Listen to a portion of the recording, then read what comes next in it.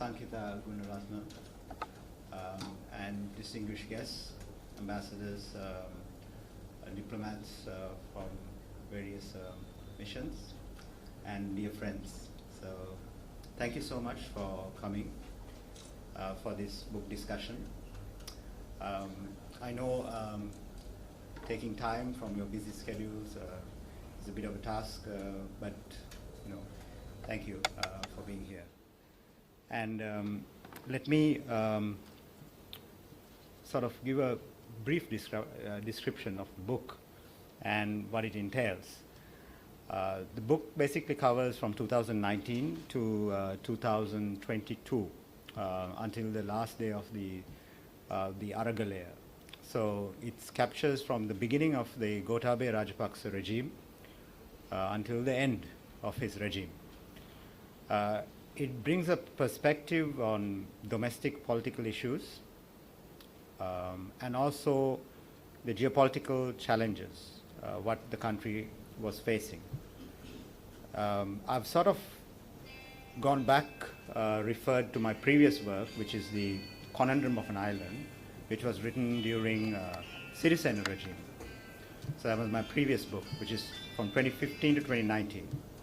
And the earlier book, which was before 2015, was the Sri Lanka at Crossroads, which was Mahinda Rajapaksa's tenure.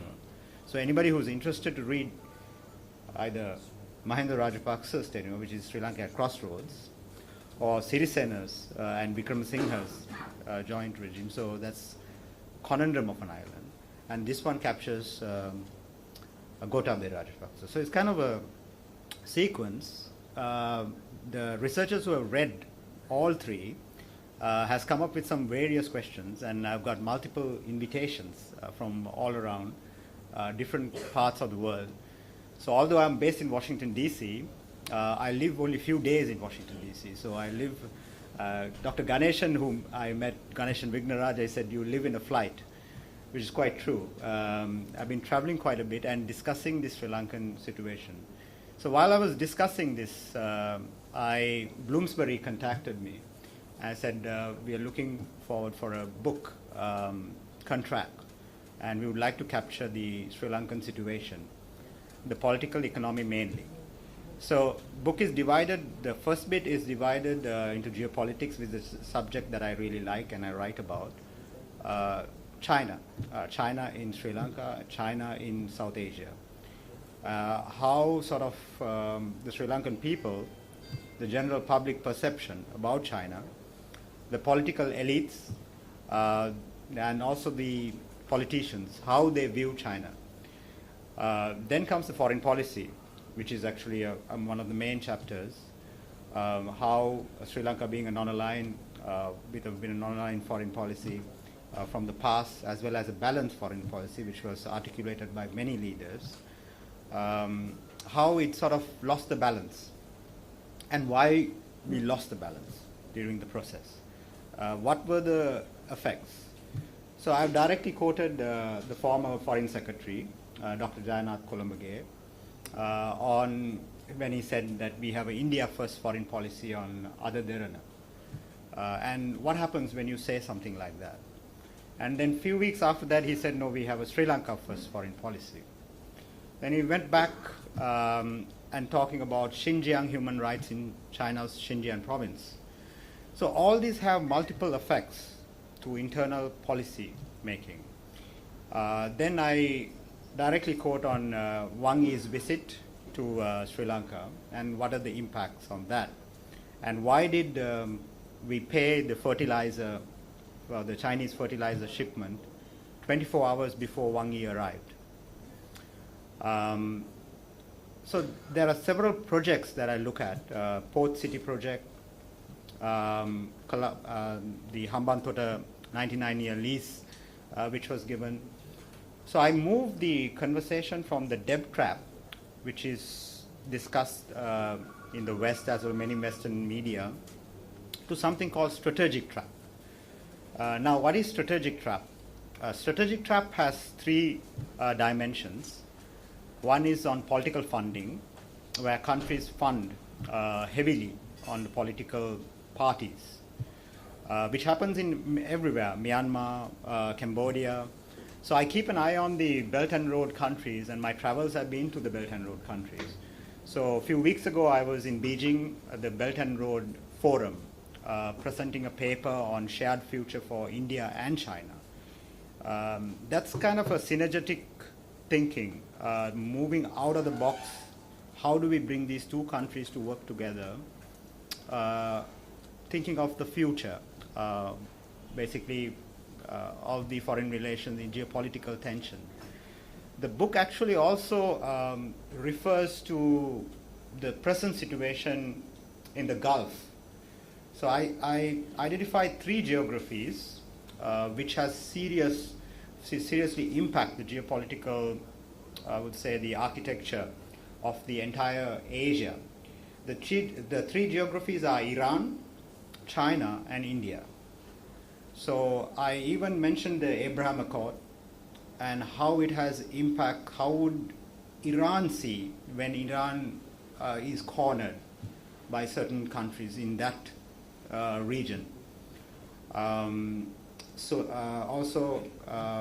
the assassination of Soleimani and various others. So it goes into bits and pieces. So the strategic trap which I was talking about, the 3 dimensions. So first is the political funding offered by China in this case. The second is the human rights support to countries, the direct support which human rights at the Human Rights Council, which China goes for Sri Lanka and supports. And reciprocally, Sri Lankan, the previous regime, talking about the Xinjiang human rights and China's human rights. That's the second dimension. The third is the security dimension, which is get more complex into ship visits and Huawei 5G, for example. Now, I know for a fact that President Maithripala Sirisena had the proposal, the Huawei 5G proposal, and he did not go forward with that. He had a lot of pressure. That also I know as the Director General, former Director General, because I reviewed that entire Huawei document, the 5G proposal. Few issues we had with that was on the security dimension. But the President, with that pressure, he still did not go ahead with the Huawei. What happened a few weeks ago in Beijing was going ahead with the Huawei 5G by the present President.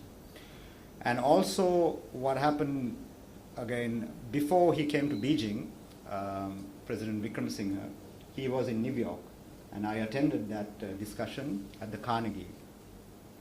He, for the first time that I heard, I mean, I've seen his political career. I've served him 3 times in different positions. He mentioned that Indo-Pacific is an artificial construct. And then he also mentioned about AUKUS, which is Australia, UK, and US, the new arrangement, as a military alliance. So this is in the US that he was talking about. It's quite interesting. And then week after that in Beijing, he speaks about Belt and Road. This is the same president when he was Prime Minister who suspended the Chinese projects and wanted to investigate. At that time, I wrote an article saying that the dragon cannot be investigated. I think I got that right. One of the most important factors here is to understand the power play between the Belt and Road, the initiative, which had almost 140 nations now. So 4,000 delegates in Beijing who discussed about the future of the Belt and Road. And for the first time, President Xi at these forums speaks about openness. So usually China doesn't talk about openness. So this is the first time that they spoke about it's important to have openness and transparency. So I think China is also learning the process, which I have, again, my book discuss about that. So how does China learn in certain countries some projects that have gone wrong, some projects that required more consultation, some projects that was quickly awarded, in closed doors, not only in Sri Lanka, but many other countries. I bring in many special economic zones that China has created, and where are basically the benefits out of these special economic zones. When you take in like special economic zones in Djibouti, which is called touch roads, they wanted extra jurisdictional power into the special economic zone, just like the port city, but then in a different context. But few months after, they wanted a military base. And so this was the Djibouti model, which I discussed, and this was published at the London School of Economics first, because my analyses capture about 16 special economic zones. When you look at certain sort of analysis on the region, I look at how regional countries support Chinese policies and why do they support the Chinese policies. What I mean by Chinese policies is on Hong Kong, for example, the security laws in Hong Kong, on Huawei 5G, what are their sort of support. And there's a table that I've sort of done with all these countries, and you can see almost all the countries in South Asia supports China. Either they abstain on some points, but then they have supported China in all those policies. So what you see is a significant Chinese influence building in these countries. And that's why the ship visit is related. So I'm trying to connect the dots, but it's sometimes quite hard to see the bigger picture. So I'm trying to push the reader to see a wider sort of a lens. And when you look at the Yangbang 5, the Chinese spy ship visit last year, I have clearly predicted there will be more ships. And so when I landed in Sri Lanka on the 25th, there was a research vessel, the hydrographic survey purpose. The problem is that the Department of Hydrographic Survey is part of the security establishment in China. There's a hybrid nature in China of the operations that's happening. So when these ships come to these host countries and all that, so there is a sensitivity. So India is questioning about the submarine warfare. Now, it's quite interesting. So when I came, I landed on the 25th. My first appointment was in the Chinese embassy. So they wanted to see me because I presented a paper on shared future and on the India-China, but nothing on this book. But they are seeing a world which is a new Asian order, but they don't want to sort of discuss on the what's going on in the Indian Ocean, the ship visits and all that. They want to continue the hydrographic service, the research and all that. So the hybrid nature of this has to be taken in very seriously by countries like us, like Sri Lanka. So I think there was a part of kind of, I wouldn't say negligence, but then not seeing the wider picture. Maybe because of lack of data, the information and all that, and transparency. So one of the most important factors that I bring in with all these strategic development projects is transparency and openness in the process. We don't sign agreements on weekends. Now, on the Hambantota agreement, when I asked the ambassador, our Sri Lankan ambassador in Washington, he said, no, the 99 years lease has been reduced. It's not 99 years. And this is our Sri Lankan ambassador who was saying. And so when I asked, so can I read the document? He said, it's available in the parliament. And anybody can have access. This was told in front of the foreign minister, Ali Sabri. He said it's available in the parliament and the public has access. So this conversation happened at the USIP. I don't think the public has access to that document. So this is where the problem is. So I think the transparency, the openness is one of the biggest factors that we have. Even on the debt restructuring right now, when China agreed to restructure the debt, then India has a problem because India does not know what they have agreed, or Washington doesn't know. So I think the openness, it's important to have sort of transparency there also.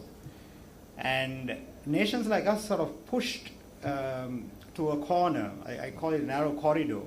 And sometimes, now, if I quote President Wickremesinghe, he said that Sri Lanka should not be pushed to, in this, or we should not be part of this geopolitical rivalry between China and the US.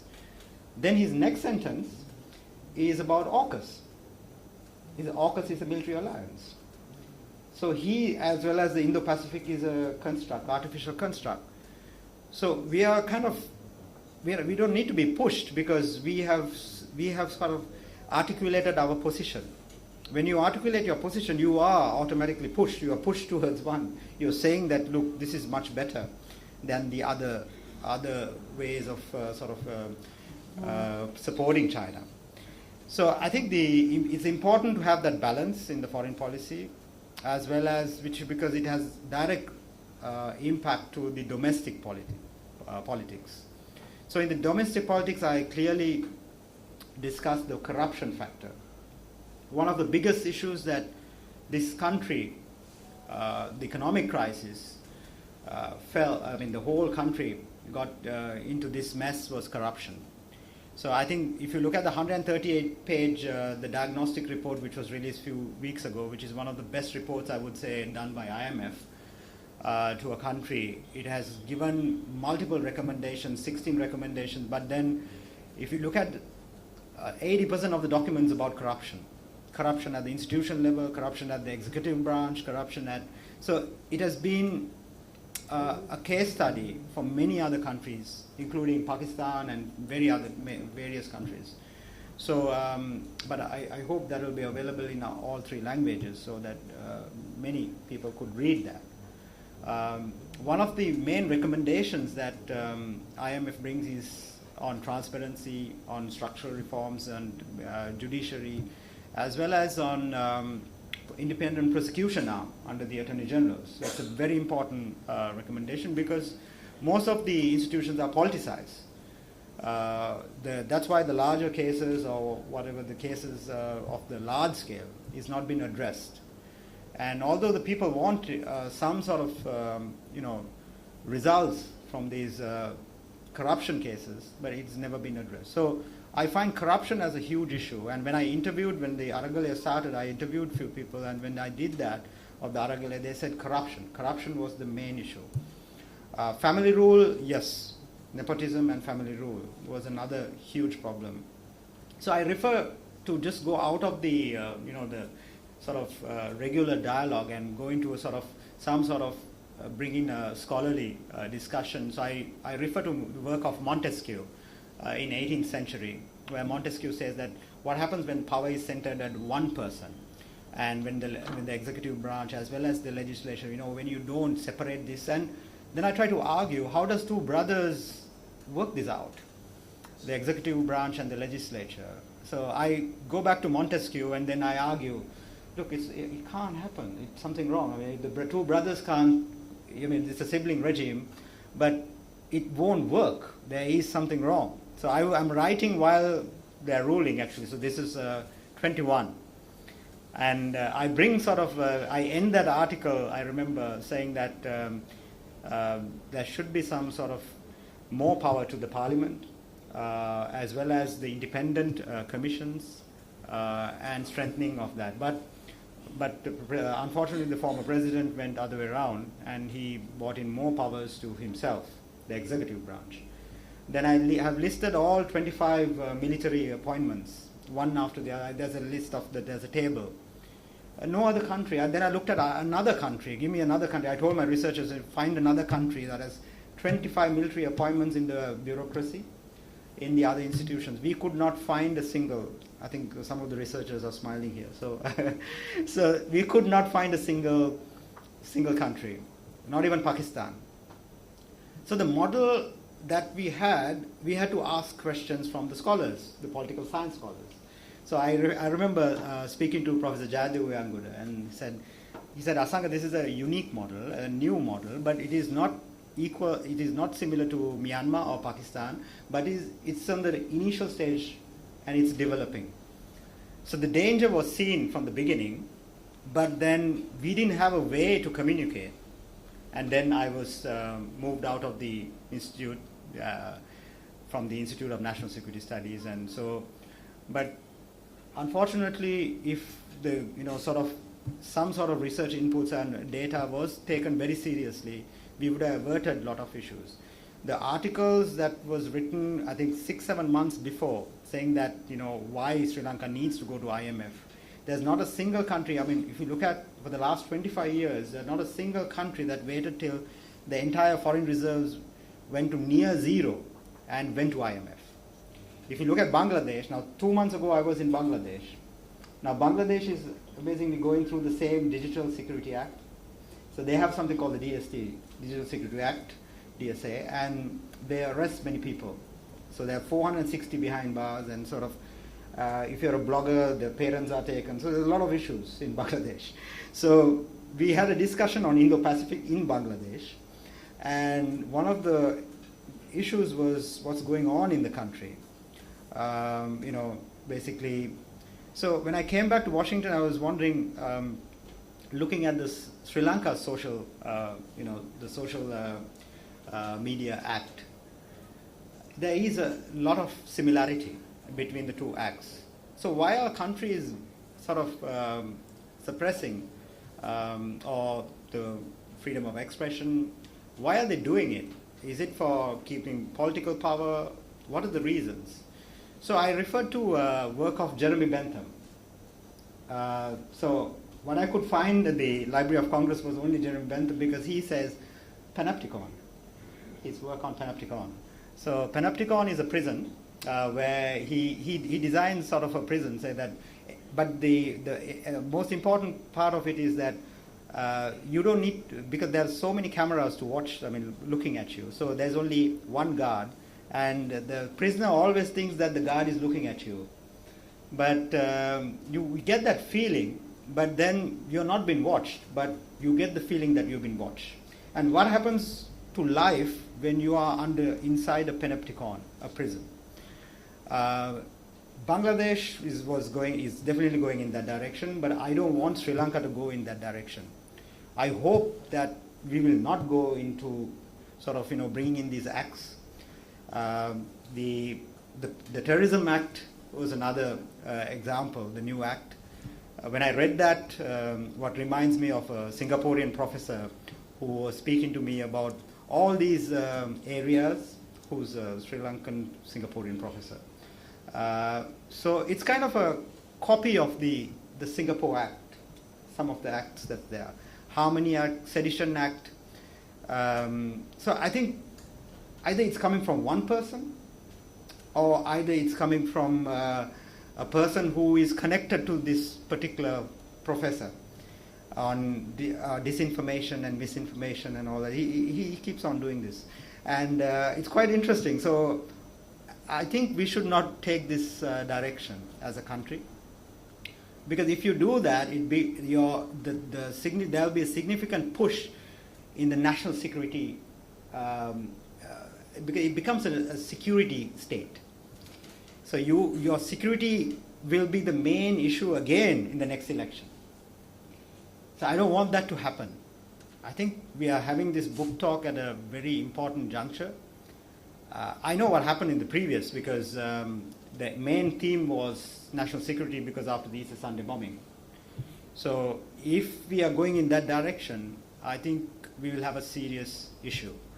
There is an analysis on the security side, on the security chapter, which I have written, the 20-point analysis on the Easter Sunday attack, and then on the commission report. I read the entire the commission report of the presidential commission report. They have come with some excellent recommendations, very good recommendations. But then there are also limitations. So I've kind of looked at it, analyzed the data. But I'm happy that at least the PCOI has mentioned the January early warning, which I wrote to the president. So he has mentioned that that Mr. Asanga Abeyagoonasekera has mentioned. This was 6 months before the Indian intelligence prior warning. So I I wrote this after the detonators were found, and it's clearly written. And so what I see now for the next 6 months is that please don't go in this direction of, blowing up the national security issues and security. There is no, so you don't need a social media act to sort of suppress the people or go another replacement to. I think you need to sort of, move out of that PTA and go with the sort of global norms. I mean, what you see in the world is that many countries are going into a rules-based order, an international rules-based order, where people are sort of talking about it, even in the East Asian countries. So I think the East Asian economies are very strong. So I was in Thailand before I came here, and we are establishing a regional center in Thailand, connecting Cambodia, Myanmar, Vietnam. I think they are booming. Those countries are moving ahead. So Sri Lanka has a window of opportunity to tap with East Asia and position its economy and sort of become a strong economy. So I'm going to stop here. So I've taken a lot of time, and I know the two reviewers here who will review my work. And so I thank you again, and I thank Dr. Jehan and Sankhitha and all of you. Thank you so much.